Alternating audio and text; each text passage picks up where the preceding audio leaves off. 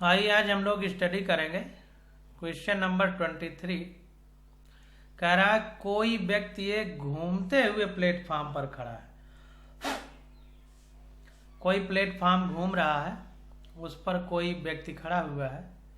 कह रहा है उसने अपनी दोनों बाहें फैला रखी हैं और उनमें से प्रत्येक में 5 किलोग्राम भार पकड़ रखा है।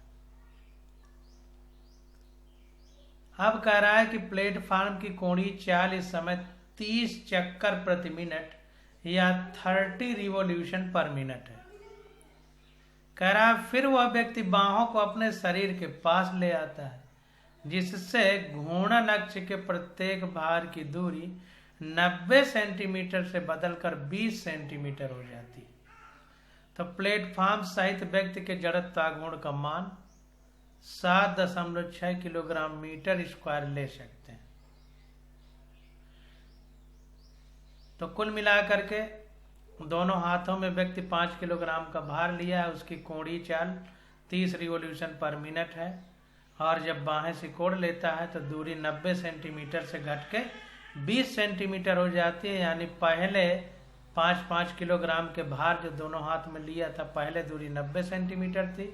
जब हाथ सिकोड़ लिया तो दूरी 20 सेंटीमीटर बची और प्लेटफॉर्म सहित व्यक्ति का जड़त्वाघूर्ण यानी moment of inertia 7.6 kilogram metre square है। तो कह रहा है नया कोणीय वेग क्या होगा जब हाथ सिकोड़ लेता है। यानी जो भार दो रखे हैं 5 किलोग्राम के, इनकी दूरी एक्सिस ऑफ रोटेशन से 90 सेंटीमीटर से घट के जब 20 सेंटीमीटर रह जाती है, तब कोणीय चाल क्या होगी। 90 सेंटीमीटर में दे दिया है 30 रिवॉल्यूशन पर मिनट। घर्षण की उपेक्षा कीजिए। तो हमको ये मान के चलना है कि जो प्लेटफॉर्म घूम रहा है वो फ्रिक्शनलेस है। तो एक एक करके हम लोग सारी चीज़ों को समझेंगे और करने का प्रयास करते हैं। तो देखिए, कोणीय संवेग संरक्षण के नियमानुसार यानी कंजर्वेशन ऑफ एंगुलर मोमेंटम, किसी निकाय पर कार्यरत कुल बल आघूर्ण शून्य है तो निकाय का कोणीय संवेग संरक्षित रहता है। हमने आपसे बताया था कि रेखीय चाल में जो काम बल करता है, कोणीय चाल में वही बल आघूर्ण में बदल जाता है। तो संवेग संरक्षण का नियम था, ध्यान दीजिए, संवेग संरक्षण ना कि कोणीय संवेग संरक्षण। तो संवेग संरक्षण का नियम था कि किसी वस्तु की रेखीय गति में अगर कोई बाहरी बल न लगाया जाए तो संवेग संरक्षित रहता है। तो यहाँ पर कोणीय गति में कोई बाहरी बल की जगह बल आघूर्ण हो जाएगा, टॉर्क, बस इतना अंतर है। तो जे बराबर या कोणीय संवेग बराबर होता है आई ओमेगा। ये कांस्टेंट रहेगा जब तक कि कोई बाहरी बल ना लगाया जाए। तो एक एक करके हम लोग आंसर निकालते हैं। तो जो जो हमको दिया है, प्रत्येक द्रव्यमान का भार कितना है 5 किलोग्राम, मतलब 5 किलोग्राम का भार वो प्रत्येक हाथ में लिए हुए हैं। प्रारंभिक कोणीय गति या वेग ओमेगा 1 30 रिवॉल्यूशन पर मिनट है। तो R1 बराबर पहले कितना दूरी पे है भार 90 सेंटीमीटर पे, तो इसको मीटर में बदल लिया तो 0.90 मीटर हो गया।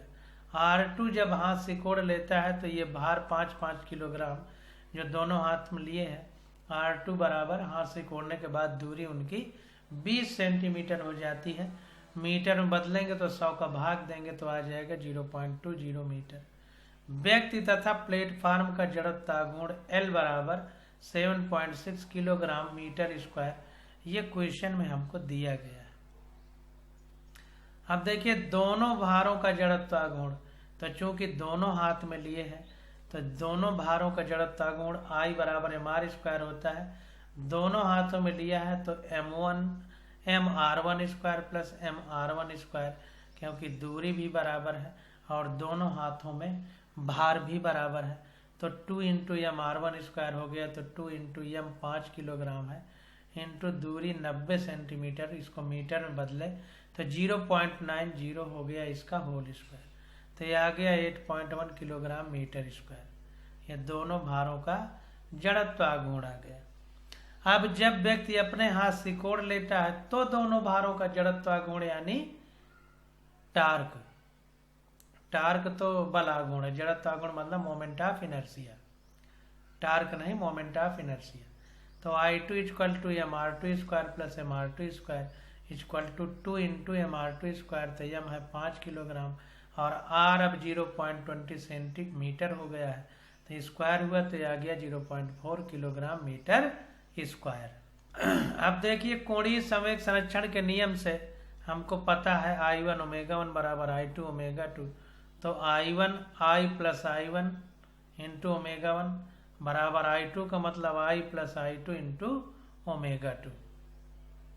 तो यहाँ पर देखिए व्यक्ति तथा प्लेटफॉर्म का जड़त्वाघूर्ण दिया है 7.6, भार का जड़त्वाघूर्ण नहीं है। तो कुल अगर जड़त्वाघूर्ण निकालेंगे तो जब हम यहाँ पर I1 ω1 बराबर I2 ω2 करेंगे तो कुल जड़त्वाघूर्ण यानी मोमेंट ऑफ इनर्शिया होगा। तो कुल में व्यक्ति प्लस प्लेटफॉर्म का I प्लस भार का I1, ये फिर इसमें व्यक्ति प्लस प्लेटफॉर्म का I प्लस भार का I2। तो ये हो गया I प्लस I1 गुणे ω1 प्लस बराबर I प्लस I2 गुणे ω2।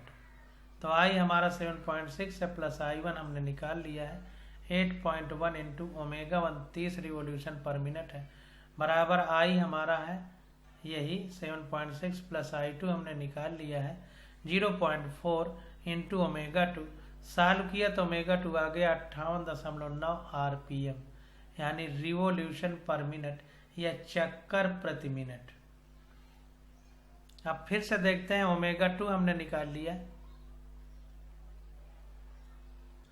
अब देखिए बी में क्या कह रहा है, कह रहा है क्या इस प्रक्रिया में गतिज ऊर्जा संरक्षित होती है, यदि नहीं तो इसमें परिवर्तन का स्रोत क्या है।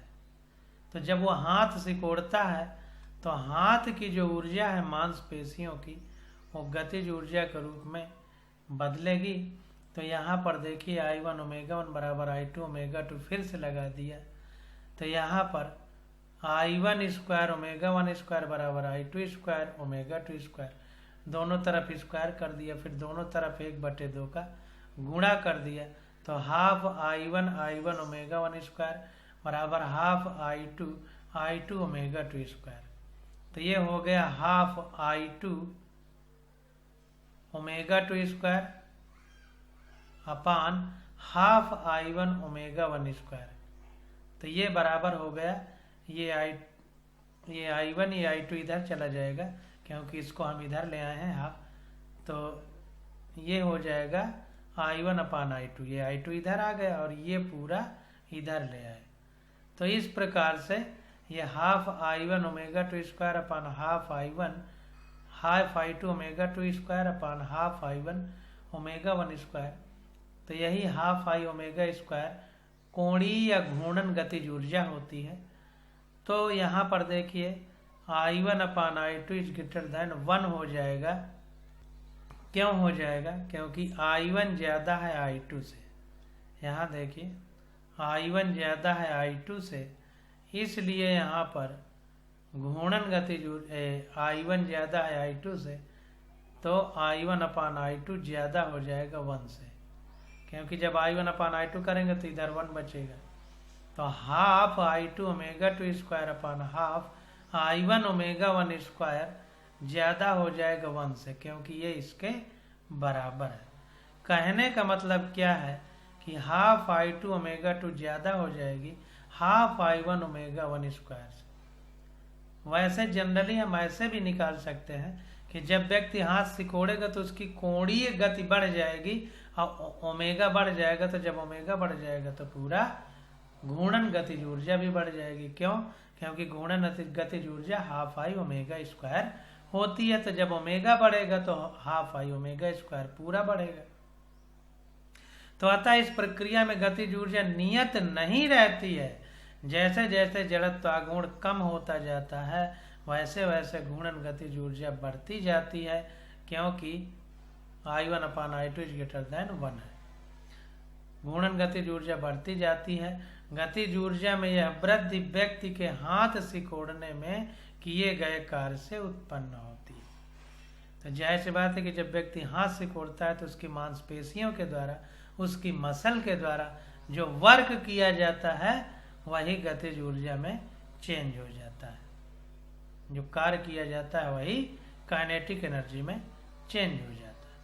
अब क्वेश्चन नंबर 24 देखते हैं और करने का प्रयास करते हैं। तो कह रहा है 10 ग्राम द्रव्यमान और 500 मीटर प्रति सेकंड चाल वाली बंदूक की गोली एक दरवाजे के ठीक केंद्र में टकराकर उसमें अंततः स्थापित हो जाती है। तो कहने का मतलब ये है कि 500 मीटर पर सेकंड की चाल से बंदूक की गोली निकलती है जिसका द्रव्यमान 10 ग्राम है। एक दरवाजा है, उसके अंदर धंस जाती है और वहीं रुक जाती है, उसी में धंसी रह जाती है। कह रहा है दरवाजा 1 मीटर चौड़ा है और इसका द्रव्यमान 12 किलोग्राम है। तो इसके एक सिरे पर कब्जे लगे हैं। दरवाजे का देखिए चौड़ाई दे दिया है 1 मीटर और द्रव्यमान 12 किलोग्राम। तो इसमें एक सिरे पर कब्जा लगे हैं जिससे दरवाजा इधर उधर घूम रहा है और यह इनसे गुजरती एक ऊर्ध्वाधर अक्ष के पड़ता लगभग बिना घर्षण के घूम सकता है। तो दरवाजा कब्जे के द्वारा जिस एक्सिस में फंसा हुआ है वो एक्सिस घर्षण रहित है, यानी बिना घर्षण के उसमें या बिना फ्रिक्शन के उसमें घूम सकता है। तो गोली के दरवाजे में अंततः स्थापना के ठीक बाद इसका कोणीय वेग ज्ञात कीजिए। तो जब गोली स्थापित हो जाती है उस दरवाजे में तो अब दरवाजे का कोणीय वेग हमको ज्ञात करना है। संकेत दे दिया है कि एक सिरे से गुजरने वाली ऊर्ध्वाधरता अक्ष के परितः जिस दरवाजे का जड़त्वाघूर्ण ml/3 है। तो दरवाजे का जड़त्वाघूर्ण हमको दे दिया है किनारे वाली अक्ष के परितः। कह रहा है एक सिरे से गुजरती ऊर्ध्वाधर यानी परपेंडिकुलर एक्सिस के परितः दरवाजे का जड़त्वाघूर्ण, यानी कब्जे में फंसा है जिस एक्सिस में उसी के परितः घूमने वाला हमको मोमेंट ऑफ इनर्शिया क्वेश्चन में दे दिया। तो अब हमारे लिए क्वेश्चन को करना कोई आसान कठिन नहीं रह गया। तो गोली का द्रव्यमान 10 ग्राम है, इसको किलोग्राम में बदलेंगे तो 1000 का भाग दे देंगे तो आ जाएगा 0.01 किलोग्राम। गोली की चाल 500 मीटर प्रति सेकंड है। दरवाजे की चौड़ाई L बराबर 1 मीटर है। चौड़ाई इसलिए दी है ताकि अक्ष से लंबवत दूरी हम निकाल सकें। तो ये लंबवत दूरी होगी एक तरह से। तो दरवाजे का द्रव्यमान 12 किलोग्राम है। अब गोली दरवाजे से टकरा कर उसमें स्थापित हो जाती है, तब दरवाजे के कब्जे से इसकी दूरी,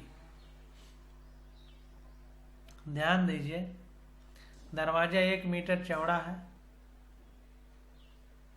और गोली एक दरवाजे के ठीक केंद्र में स्थापित होती है, यानी बीचों बीच। तो कब्जा से दूरी कितनी हो गई लंबवत दूरी गोली की?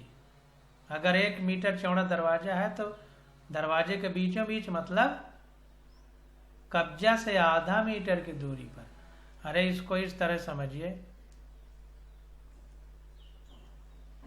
ये मान लीजिए दरवाजा है तो यहाँ बीचों बीच गई, तो मान लीजिए ये कब्जा है यहाँ पर बंधा हुआ है, तो ये बीचों बीच टकराई है दरवाजे में। तो कब्जा से अगर ये पूरी दूरी 1 मीटर है तो ये आधी होगी, आधा मीटर। तो इसलिए यहाँ पर देखें, गोली दरवाजे से टकरा कर उसमें स्थापित हो जाती है, तब दरवाजे के कब्जे से इसकी दूरी r बराबर कितना हो गई? L/2 यानी 1/2 मीटर, क्योंकि पूरी लंबाई कब्जे से दरवाजे की चौड़ाई 1 मीटर है। तो अब गोली की केंद्र बिंदु से कब्जे तक की दूरी आधा मीटर हो जाएगी। गोली के द्वारा स्थानांतरित कोणीय संवेग, तब गोली के द्वारा स्थानांतरित कोणीय संवेग तो L बराबर होता है R क्रॉस P। L बराबर R क्रॉस P और P रेखीय संवेग है तो P बराबर द्रव्यमान गुणे वेग, तो mv लिख दिया। तो mv क्रॉस R हो गया। तो m हमको दिया है 0.01 किलोग्राम, v दिया है 500 मीटर पर सेकंड और r है हाफ। तो ये आ गया L बराबर 2.5 जूल इंटू सेकेंड। हमको देखिए कोणीय चाल ज्ञात करना है। कोणीय चाल तो एल बराबर आई ओमेगा होता है, इसलिए एल निकाला गया है, ताकि आई हमको क्वेश्चन में दिया है तो एल बराबर आई ओमेगा रख देंगे तो ओमेगा हमको निकल के प्राप्त हो जाएगा, इसलिए एल निकालना जरूरी पड़ गया। तब दरवाजे के अपने एक सिरे के ऊर्ध्वाधर अक्ष के पड़ता जड़त्व गुण आई बराबर ml²/3 है।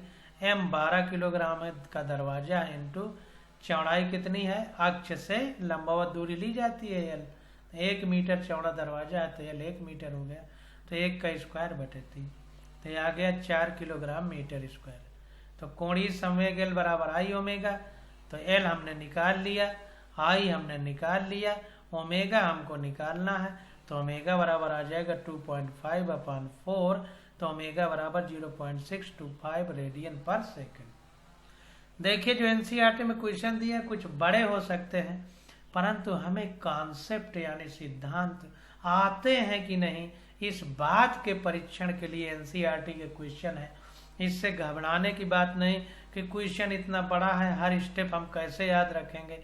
आप हर स्टेप को करते चले जाइए, देखिए कि हम कर पा रहे हैं कि नहीं, जो हम बता रहे हैं उसको समझ पा रहे हैं कि नहीं। अगर उसको समझ ले रहे हैं तो आप नीट की तैयारी आराम से कर सकते हैं और आराम से डॉक्टर बनेंगे, इसमें कोई सोचने वाली बात नहीं।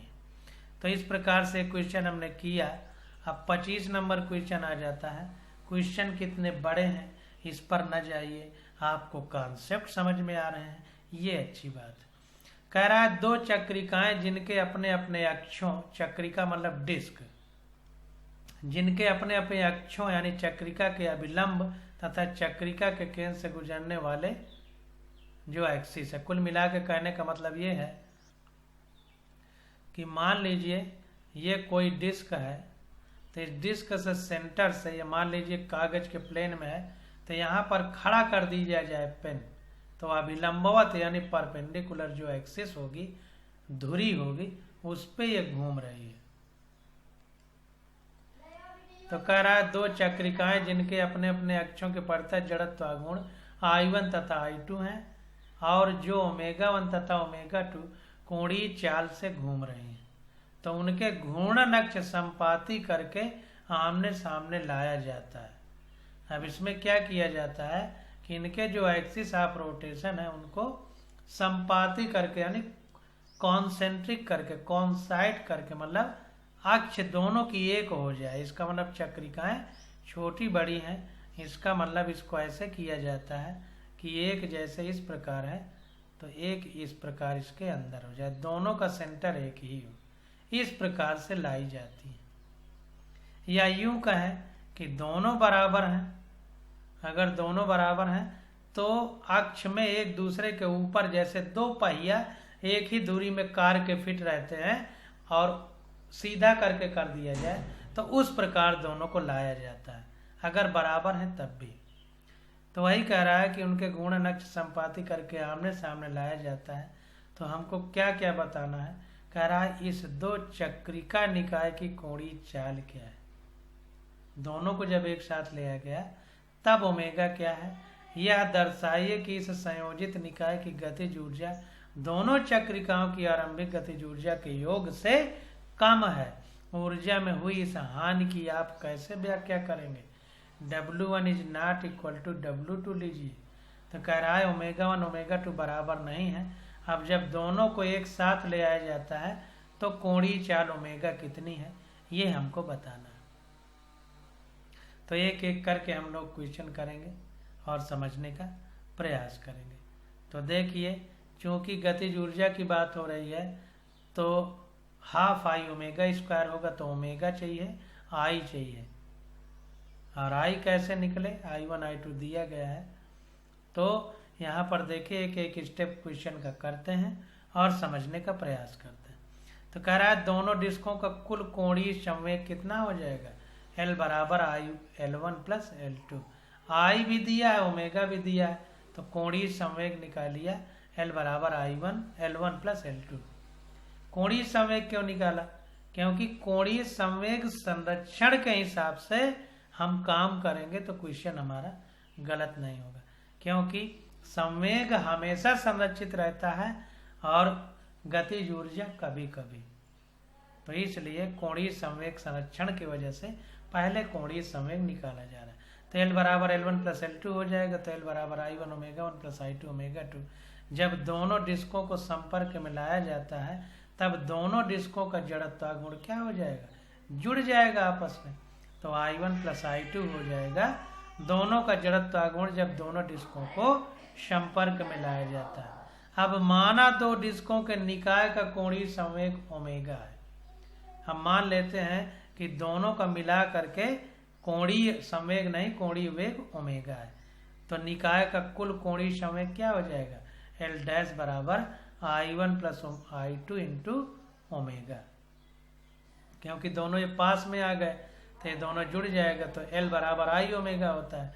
तो L डैश बराबर दोनों आपस में जुड़ जाएंगे तो I1 plus I2 into omega हो जाएगा, क्योंकि दोनों डिस्कों को संपर्क में ले आया गया।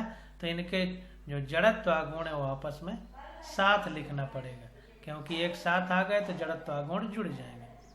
अब देखिए कोई बाह्य बल निकाय पर कार्य नहीं करता है, अतः कोणीय संवेग संरक्षण के नियम से जब कोई निकाय पर या सिस्टम पर बाहरी बल आघूर्ण कार्य नहीं करेगा, कोई बाह्य बल नहीं, कोई बाह्य बल आघूर्ण, ध्यान दीजिए इस जगह गलत लिखा है, कोई बाह्य बल आघूर्ण निकाय पर कार्य नहीं करता, अतः कोणीय संवेग संरक्षण के नियमानुसार L बराबर L डैश, यानी पहले का कोणीय संवेग बाद के कोणीय संवेग के बराबर होगा।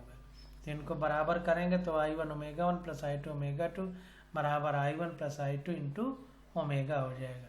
तो ओमेगा आ गया I1 omega 1 plus I2 omega 2 अपान I1 प्लस I2।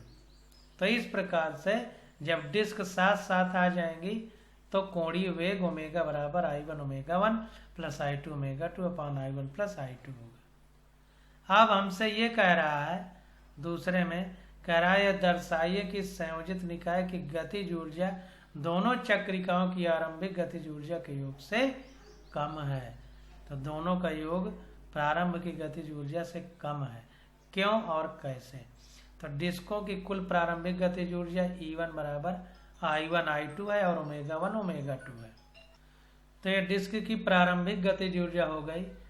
इसी प्रकार निकाय की अंतिम कुल गतिज ऊर्जा E2 बराबर I ओमेगा स्क्वायर होता है। तो हाफ I1 प्लस I2 हो गया साथ में, क्योंकि डिस्क दोनों एक साथ आ गई हैं, इंटू ओमेगा स्क्वायर। तो ये हो गया हाफ I1 प्लस I2 और ओमेगा की वैल्यू यहाँ से उठा के रख देंगे तो ये सॉल्व करने पे आ जाएगा half I1 omega 1 plus I2 omega 2 का whole square upon I1 plus I2। ये एक I1 प्लस I2 कट जाएगा। तो इस प्रकार से अगर देखा जाए तो यहाँ पर E1 माइनस E2 अगर करें तो E1 माइनस E2 करेंगे तो half I1 omega 1 plus half I2 omega 2 minus half I1 omega 1 plus I2 omega 2 का whole square upon I1 plus I2। तो अब ये जब सॉल्व करेंगे तो ये हमारा I1 omega 1 plus I2 I1 omega 1 square plus I2 omega 2 square और ये नीचे 2 का गुणा हो गया, 2 कॉमन हो जाएगा तो ये नीचे 2I1 प्लस I2 हो जाएगा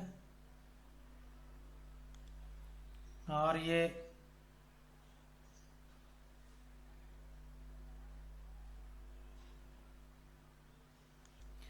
अब ये पूरे को जब एक साथ लिखेंगे हाफ कॉमन लेंगे और I1 प्लस I2 भी कॉमन लेंगे तो I1 प्लस I2 का ऊपर गुणा करना पड़ेगा।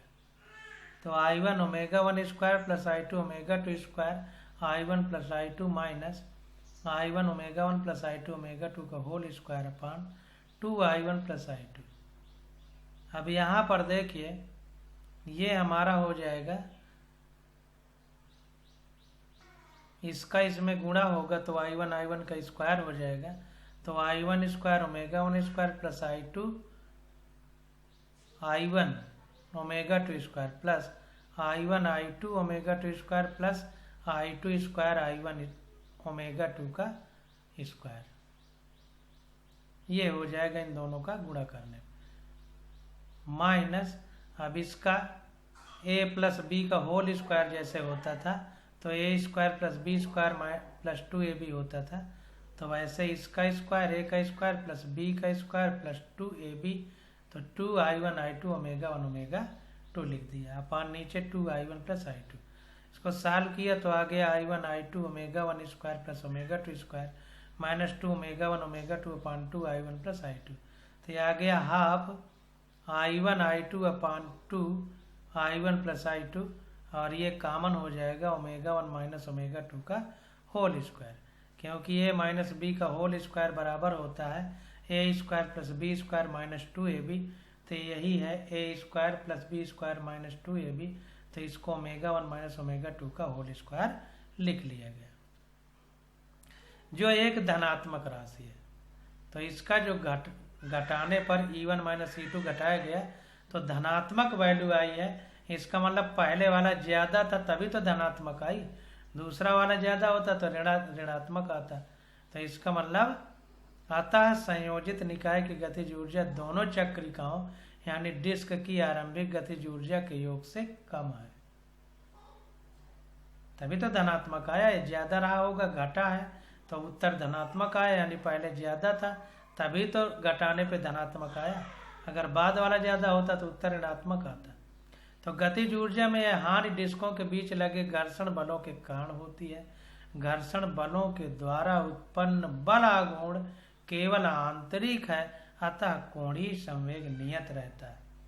तो ध्यान दीजिए कि चूंकि फ्रिक्शन सिस्टम यानी निकाय के अपने अंदर के बल है, तो इंटरनल फोर्स या इंटरनल टार्क के द्वारा कोई एंगुलर मोमेंटम में चेंज नहीं होता, इसलिए एंगुलर मोमेंटम कंजर्व रहता है, जैसा हम पीछे पढ़ चुके हैं।